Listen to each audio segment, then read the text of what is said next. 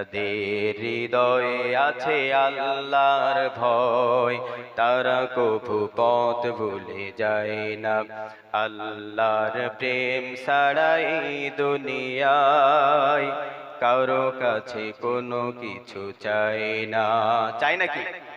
যে আল্লাহর ভয় করে মানুষের কাছে কি কিছু চাই নাকি? যারা চিরবিদায় নিয়ে আমাদেরকে ছেড়ে চলে গিয়েছেন, এই এলাকার অনেক মানুষ আছে কবরের মধ্যে চিরদিনের জন্য ঘুমিয়ে গিয়েছেন। এরকম মানুষ আছে না নাই? বহুত আছে। আবার এমন একদিন আসবে, এমন একটা সময় আসবে যে সময় আমিও থাকবো না, আপনারাও থাকবেন না। এরকম সময় আসবে কি আসবে না? এটা সত্য না মিথ্যা?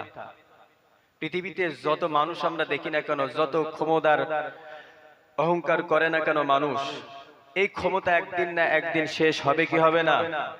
ফিরাউনের ক্ষমতা মনে হয় এখনো পর্যন্ত আছে, আছে নাই? নমরুদের নাই।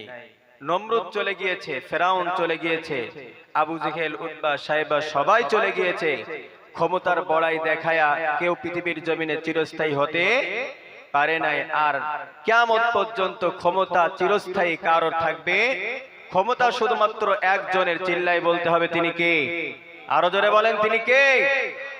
সেই আল্লাহর জন্য আমরা সকলেই আরো একবার পড়ছি আলহামদুলিল্লাহ। তাদের জন্য আজকের প্রাণ খুলে দোয়া করি যারা আল্লাহর ডাকে সাড়া দিয়ে গহীন কবরে চলে গিয়েছে। আর যারা চলে গিয়েছে তারা আমাদেরকে বুঝিয়ে গিয়েছেন আমরাও যাচ্ছি, তোমরাও আসো। তারা আমাদেরকে সিগন্যাল দিয়েছে, কিন্তু এই সিগন্যাল পেয়ে কেউ মানে আর কেউ মানে না। এখনো পর্যন্ত দেখবেন কিছু কপাল পোড়া হতভাগা কিছু ব্যক্তি আছে, যে ব্যক্তিগুলো এখনো পর্যন্ত বাজার ঘাটে, রাস্তাঘাটে দেখবেন ফিল্ডিং মেরে বেড়াচ্ছে, আছে না নাই?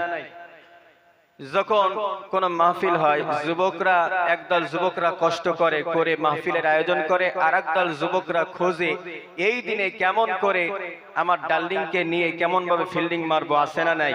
এই এলাকায় নাও থাকতে পারে, অন্য এলাকায় আছে। আর আজকে তো বিশেষ একটা দিন গিয়েছে, বেহায়া দিবস। ঠিক বললাম না ভুল বললাম? আলহামদুলিল্লাহ।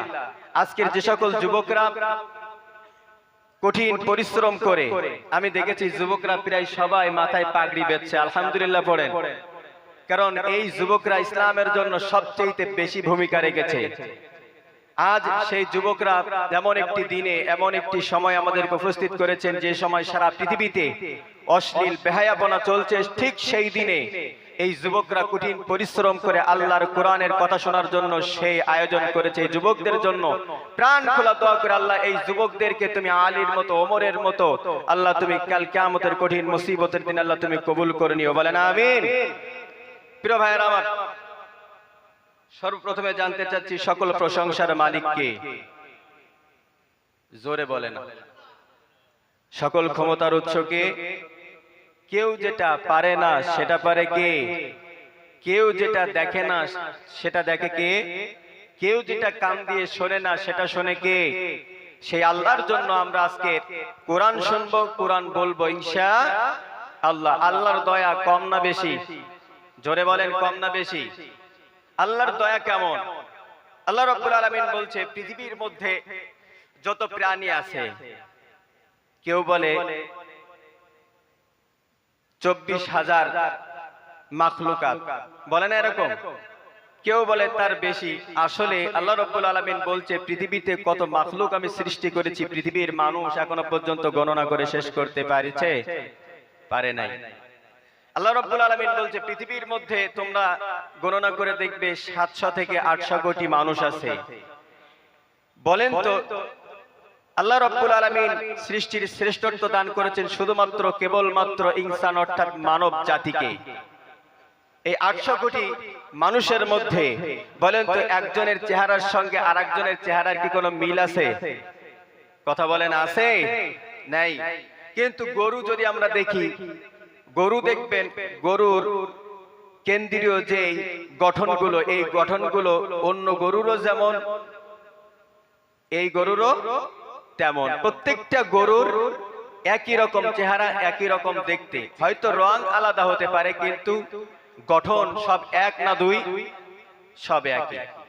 আবার দেখবেন ছাগলের দিকে যদি লক্ষ্য করেন, ছাগলগুলো একই, কিন্তু মানুষের সাথে মানুষের কোনো মিল নাই।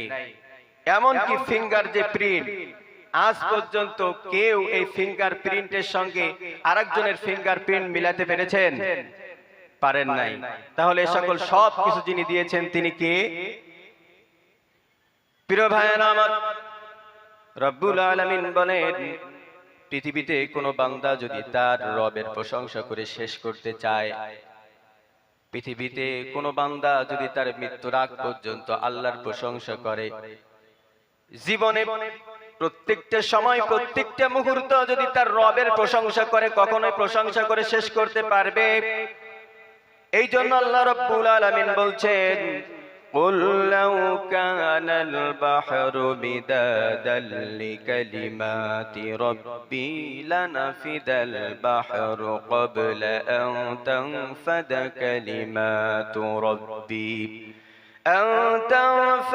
كَلِمَاتُ رَبِّي وَلَوْ جِئْنَا بِمِثْلِهِ مَدَدًا। বলেন না আল্লাহু আকবার।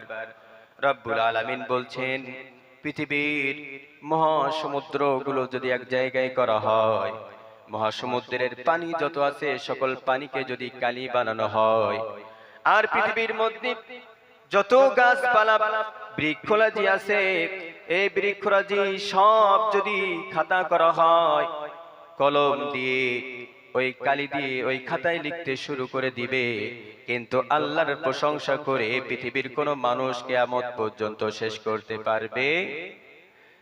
সাগরের জলকে কালি করে,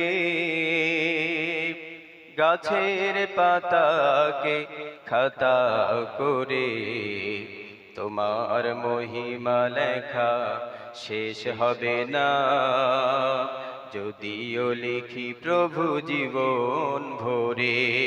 পারবে কেউ আল্লাহর প্রশংসা লিখে লিখে? কেউ পারবে না। প্রিয় ভাইরা আমার, বিশ্বনবীর একজন সাহাবী এমন একটা কাজ করেছিলেন যে কাজের জন্য আল্লাহ রাব্বুল আলামিন আসমান থেকে ফেরেশতা পাঠিয়ে দিয়েছিলেন 30 জনের অধিক। ছোট্ট একটা एग्जांपल দেই। আমার নবী নামাজে দাঁড়িয়েছেন, নামাজে দাঁড়ানোর পরে সাহাবায়ে কেরামরাও পিছনে নামাজে দাঁড়িয়েছেন।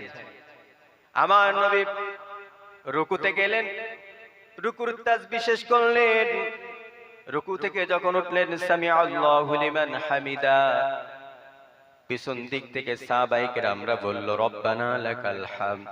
কিন্তু তার মধ্যে একজন সাহাবী অতিরিক্ত 4টা শব্দ তিনি তেলাওয়াত করলেন, হামদান কাসীরান তাইয়িবান মুবারাকান ফি। কয়টা শব্দ? 4টা শব্দ। আমার নবী নামাজ শেষ করলেন, নামাজ শেষ করার পরে পিছন দিক থেকে আল্লাহ রাব্বুল আলামিন বললেন, পিছন দিক থেকে কে যেন এমন একটা 4টা শব্দ তেলাওয়াত করেছে, আবার আরশে আজিম কেমন জানি একটা অন্যরকম সৃষ্টি হয়েছে। সঙ্গে সঙ্গে আমি আল্লাহ রাব্বুল আলামিন আসমান থেকে ফেরেশতা পাঠিয়ে দিলাম। আমার নবী সেই ফেরেশতাদেরকে নামাজের মধ্যে লক্ষ্য করলেন। আমার নবী সালাম ফিরিয়ে সাহাবীদের মুখ করে বসলেন। বসার পরে বলছে, ও সাহাবী, তোমাদের মধ্যে কে আছো একজন 4টা শব্দ সব চাইতে বেশি করে বলেছো? এই 4টা শব্দ তোমাদের নবী মুহাম্মদ তো শিখাই নাই, তোমরা কে বলেছো? দাঁড়াও। আল্লাহ নবীর একজন সাহাবী উঠে দাঁড়ালেন মুখটা নিচু করে। আমার নবী বললেন, ও আমার সাহাবীরে, খবরদার খবরদার, তুমি ভয় পেও না, মুখটা উঁচু করো। 4টা শব্দ বলেছো, তুমি যেটা দেখো আর আমি যেটা দেখি সেটা কখনোই এক হতে পারে না, কারণ নবীরা যেটা দেখতে পায় সাধারণ মানুষ সেটা দেখতে পায়। জোরে বলেন, পায়। আল্লাহ নবী বিশ্ব নবী বলছেন, ও সাহাবী, তুমি যখন এই 4টা শব্দ বলছিলে, হামদান কাসীরান তাইয়িবান মুবারাকান ফি, আমি নামাজের মধ্যে লক্ষ্য করলাম আসমান থেকে আল্লাহ রাব্বুল আলামিন একজন দুইজন ফেরেশতা নয়, 30 জন ফেরেশতার অধিক আল্লাহ রাব্বুল আলামিন তোমার জন্য পাঠিয়ে দিয়েছেন। সুবহানাল্লাহ পড়েন। এই 30 জন আল্লাহর ফেরেশতারা তোমার আমলনামায় কত নেকি লেখা যায়, কত সওয়াব লেখা যায়, তারা কেমন জানি জ্ঞানজাম সৃষ্টি করে দিয়েছে। আল্লাহ রাব্বুল আলামিন বলেছে, তুমি যেই পরিমাণ আল্লাহর প্রশংসা করেছো, আল্লাহ তোমার জন্য খুশি হয়ে এই 30 জনের অধিক ফেরেশতা পাঠিয়ে দিয়েছেন। বলেন আল্লাহু আকবার। সাহাবী চোখের পানি ছেড়ে দিয়ে বলছে, ইয়া রাসূলুল্লাহ, ইয়া হাবিবাল্লাহ, আমি যেদিন থেকে ঈমানের কালিমা পড়েছি, লা ইলাহা ইল্লাল্লাহ মুহাম্মাদুর রাসূলুল্লাহ পড়েন সাল্লাল্লাহু আলাইহি ওয়াসাল্লাম, তখন থেকে আমি মনে করেছি পৃথিবীতে আমার চাইতে বড় গুনাহগার আর কেউ নাই, আমার চাইতে খারাপ কেউ নাই, আমি বড় গুনাহগার। কিন্তু আমি যদি আল্লাহর প্রশংসা করি, আল্লাহর গুণগান যদি সব সময় যদি করি, তাহলে আল্লাহ হয়তো এই ওসিলায় কিয়ামতের মুসিবতের দিনে হয়তো আমাকে মাফ করে তারা জান্নাতে ঢোকাবেন। আর আমি একটা জিনিস যখন ভাবি যে আল্লাহ রাব্বুল আলামিন আমার এই 3.5 হাত বডির মধ্যে কোটি কোটি টাকার সম্পদ দিয়েছে, বর্তমান চিকিৎসা বিজ্ঞানী তারা গবেষণা করে দেখেছে বর্তমান এক একজন মানুষের দেহের মধ্যে যেই পরিমাণ পার্টসপাতি আল্লাহ রাব্বুল আলামিন না চাইতে দান করেছেন, এই পার্টসপাতি যদি মানুষ কিনে কিনে লাগাতো, তাহলে প্রায় 3.5 কোটি টাকার উপরে তার একটা বডির মধ্যে পার্টসপাতি যিনি দিয়েছেন, চিল্লায় বলতে হবে তিনি কে? আল্লাহ রাব্বুল আলামিন না চাইতেই তার বান্দা বান্দীদেরকে দিয়েছেন। ওগো নবী, আমি যখন আমার বডি সম্পর্কে নিয়ে যখন আমি একটুখানি গবেষণা করি, আমি মনে হয় অন্য জগতে চলে যায়, কেমন জানি মনে করি আল্লাহর প্রশংসা যদি আমি মৃত্যুর আগ পর্যন্ত যদি করি আমি শেষ করতে পারবো না। এই জন্য আপনি যখন নামাজের মধ্যে বললেন সামিআল্লাহু লিমান হামিদা, সকলেই বলল রব্বানা লাকাল হামদ। ওগো নবী, নামাজের মধ্যে আল্লাহর প্রশংসা করে আমার মনটা তৃপ্তি পাচ্ছিল না, এই জন্য আমি পাড়ায়া 4টা শব্দ আরো তার শুকরিয়া আদায় করলাম, হামদান কাসীরান তাইয়িবান মুবারাকান ফি। বলেন আল্লাহু আকবার। প্রিয় ভাইরা আমার নবীর চরিত্র কেমন ছিল? আমার নবী কখনো কারোর মনে কষ্ট দেয় নাই। আমার নবী 2 চোখ দিয়ে দেখতেন সকলেই মানুষ, সকলেই আল্লাহর সৃষ্টি, কে কোন ধর্মের, কে কোন বর্ণের, কে কোন গোষ্ঠীর, এটা আমার নবী ভাবতো? জোরে বলেন, ভাবতো? ভাবতো না। আমার নবী দেখতেন, চোখ দিয়ে দেখতেন, সে অন্য ধর্মের হোক না কেন, সে আমার ভাই। আমার কাছ থেকে রক্ত যেমন বের হয় লাল, আরেকজনের রক্ত সেটাও কি লাল। আমার নবী সাহাবীদেরকে নিয়ে বসে আছেন, সামনে সাহাবীরা বসে, আমার নবী বসে বসে কথা বলছেন। হঠাৎ করে আমার নবী দাঁড়িয়ে গেলেন, সাহাবায়ে কেরামরা আশ্চর্য হয়ে গেলেন, বলছেন ইয়া রাসূলুল্লাহ, আপনি দাঁড়ায় গেলেন, কারণটা কি? আমার নবী তখন বলছে, সাহাবীরা দেখছো না একটা লাশ যায়, একটা লাশ সামনে রাস্তা দিয়ে কি যায়, একটা লাশ যায়। সাহাবায়ে কেরামরা তখন বলছে ইয়া রাসূলুল্লাহ ইন্নাহু ইয়াহুদি, এটা তো ইহুদির লাশ। এটা কার লাশ? এটা হচ্ছে ইহুদির লাশ। আমার নবী তখন বললেন, ও সাহাবীরা, খবরদার খবরদার এমন কথা বলো না, সে ইহুদি তাই কি, সে তো তোমার একজন ভাই। কারণ আমি নবী পৃথিবীতে এসেছি কারোর উপরে জুলুম করার জন্য নয়, হিংসা বিদ্বেষ করার জন্য নয়। আমি নবী পৃথিবীর জমিনে আগমন করেছি, আমি বুঝাতে চাই ইসলাম একটা শান্তির ধর্ম। আমি নবী পৃথিবীর জমিনে এসেছি প্রত্যেকটা মানুষ যেন এক প্ল্যাটফর্মে ওঠে, আর এই প্ল্যাটফর্মে যদি কেউ আসে, আর এই প্ল্যাটফর্ম থেকে যদি কোনো ব্যক্তি ট্রেনের ওই বগিতে যদি উঠে যায়, ইসলাম নামক বগিতে, আমি আল্লাহ রাব্বুল আলামিনের কাছে সুপারিশ করে বিনা হিসেবে তাদেরকে জান্নাতে নিয়ে যাওয়ার গ্যারান্টি দিয়ে দেব। বলেন আল্লাহু আকবার। আল্লাহ যদি নির্দেশ না দেয়, আল্লাহ যদি তার নবীকে যদি না বলে, ওগো নবী আপনি সেই মানুষগুলো সুপারিশ করে আল্লাহর জান্নাতে নিয়ে যান, আল্লাহ রাব্বুল আলামিন বলেন আমার নবী যদি সুপারিশ না করে কোন ব্যক্তি জান্নাতে যেতে পারবে না। আমার নবীর সুপারিশ দরকার আছে না নাই? জোরে বলেন আছে না নাই? আল্লাহ রাব্বুল আলামিন বলছে আমার নবী হচ্ছে আখিরি জামানার নবী, আমার নবী হচ্ছে শেষ নবী। আল্লাহ রাব্বুল আলামিন তার নবী যে শেষ নবী এটা কোরআনে বলছে কি বলে নাই? রব্বুল আলামিন বলছেন মা কানা মুহাম্মাদুন আবা আহাদিম মির রিজালিকুম ওয়ালাকির রাসূলুল্লাহি ওয়া খাতামান নাবিয়্যিন।